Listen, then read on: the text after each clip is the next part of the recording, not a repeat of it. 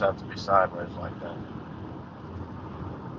How do you turn your camera Well, around? you look Oh, at the I camera, see. turn around, do that thing. This one.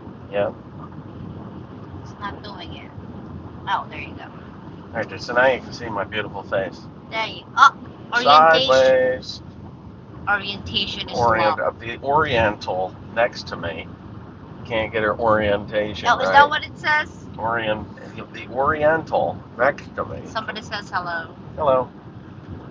So now you get to read all the comments and I can answer them. Only good ones, though. Don't answer shitty ones. So as you can see, we are driving a vehicle. This vehicle is a Dodge. No J. Dodge. What do you? Yeah, Dodge. I was showing the Dodge. Oh, Dodge. Yeah, it's a Dodge. I don't even know what the hell this thing is. It's a station wagon. Rental car. Yes, it's rental car. It's a rental car. All right, so let me get a few people in here, and then I'll tell you what the situation with the motorhome is. Because it's really shitty. It's not good. Not even remotely good. I could fix it if I was home, but I can't fix it because I'm not. So our lives are at the mercy of other people, which is a horrible feeling to me. I don't like it. The reason I don't like it is I'm pretty much controlling my own destiny, and well, that's neat. I like to be able to do the things that I need to do to get moving down the road, and I've done everything I possibly can to get that thing going with the tools that I have. Did come down to the same diagnosis as the mechanic that I've hired to repair this machine. What has happened is the engine has skipped timing, and because it is a Triton V10, it is a collision head, a collision valve system, collision head, and if you don't know what that is, it means that those pistons will collide with the valves when it skips timing. So either the chain tensioner uh, broke and caused the chain to break. Well, the chain's not broken. I know that because when I pulled the oil fill pipe off the valve cover there, I looked down and I turned it over. The camshaft does turn.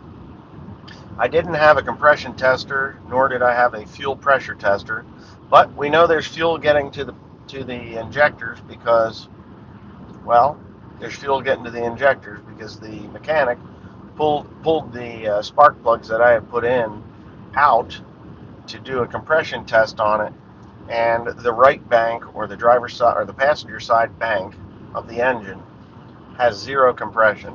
It's just not going to run on. It won't run. It's done. History. So what he's going to do, and he's not sure how bad it is. I'm pretty sure it's a new head. When I pulled the spark plugs out, I did not find any funk in it. You know, like aluminum on spark plugs and stuff. I didn't find any of that.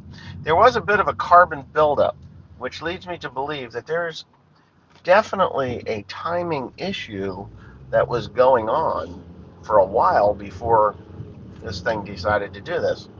Now, the fuel mileage tanked in North Carolina into Tennessee, you know, in that area. But I just figured it was because we were going through the mountains, up and down those mountains in North Carolina. But when we got into Tennessee, it was like, man, this thing should be doing a hell of a lot better than this. I know that it's nothing to get 450 miles out of that tank full of fuel, which the tank isn't completely empty, but at 450 miles is where I would normally just fuel up. Well, I was only getting 5.8 miles to the gallon out of that thing. I mean, we couldn't get anywhere. It was ridiculous. So I think there was some issues going on with timing anyway. So something was wrong. Something was going wrong. Anyway, skipped timing, collided with the valves, pistons, I think, are going to be okay. He says that they're more than likely going to be okay because when they hammer into the valves, they hit the flat tops. They're not on an angle or anything. So, at least in my experience in the past, it just bends valves with collision heads. I had a Ford Escort one time that did that, made a hell of a mess. So, anyways, that's neither here nor there. So, what needs to happen, and what he's going to do, is pull the front timing covers off after gutting the front of the motorhome. And that's another tricky thing. Because it's a motorhome, not too many people want to mess with these things because they are difficult. But this guy, he's a trooper. His name is Brock McCoy, and he is in Seminole, Oklahoma. Brock McCoy. So him and his cousin, I guess, have this shop, and they're tearing into it today. They're not getting into it full blast until Monday. So today's Friday, obviously, but then I got Saturday and Sunday to go whack off in Oklahoma because I'm not driving 1,300 miles home just to turn around and drive 1,300 miles back just to turn around and drive 13 miles home again. Just not going to do it. So we're here. We're going to make the most of it. That's what we're going to do. Right?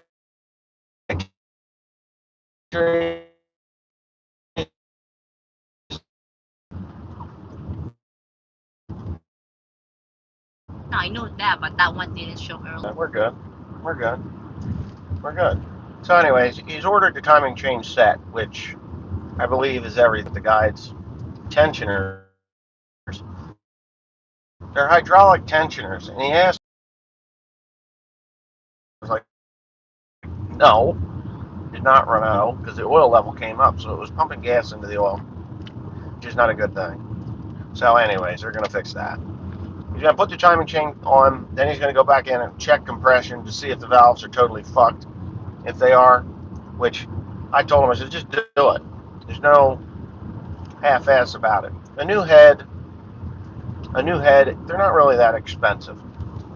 So I'm sure the camshaft is probably screwed as well because you don't smash valves into a camshaft without causing damage. Maybe you do, I don't know. But just still doing weird stuff. No, you're good. Okay. So anyways, that's where, oh God, this car gets so hot. Anyway, so that's where we're at. New timing chain, new gear covers, new gears, timing chains, gears, a new head with valves and probably camshaft. So it's a complete set.